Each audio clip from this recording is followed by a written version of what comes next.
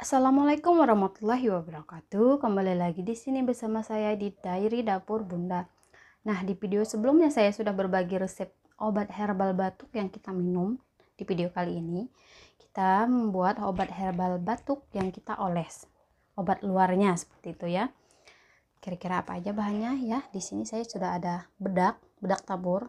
Pasti teman-teman ngerasa aneh ya, kenapa bisa bedak jadi obat batuk? Kita jelasin nanti. Dan di sini saya sudah punya jeruk lemon, air perasan jeruk lemon. Nah, kedua bahan ini bisa menjadi obat pereda batuk, tapi obat luar seperti itu ya, bukan diminum. Jadi tenang saja, bedaknya nggak kita minum, cuma akan kita olesin. Kedua bahan ini kita campur menjadi satu.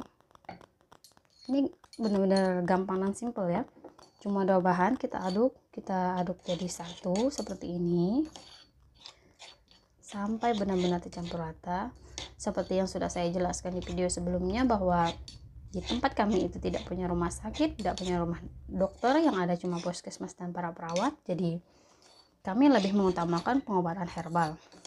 Nah, resep ini kami gunakan bersamaan dengan resep herbal yang sebelumnya sudah saya buat di video sebelumnya ya, yang kita minum. Nah, ini adalah obat luarnya.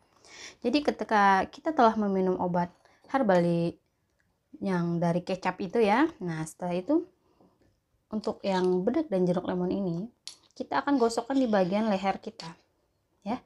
Jadi kita juga minum obat dalam yang kecap sama jeruk. Setelah itu kita oleskan obat ini, ramuan ini ke leher.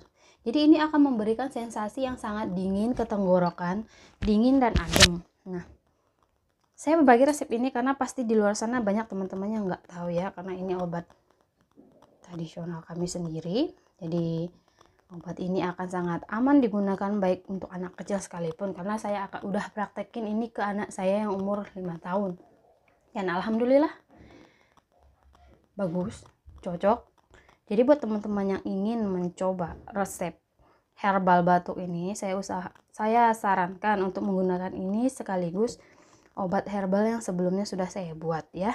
Semoga video ini bermanfaat dan semoga cocok buat teman-teman. Sekian, terima kasih. Assalamualaikum warahmatullahi wabarakatuh. Semoga kita selalu dalam keadaan sehat. Amin.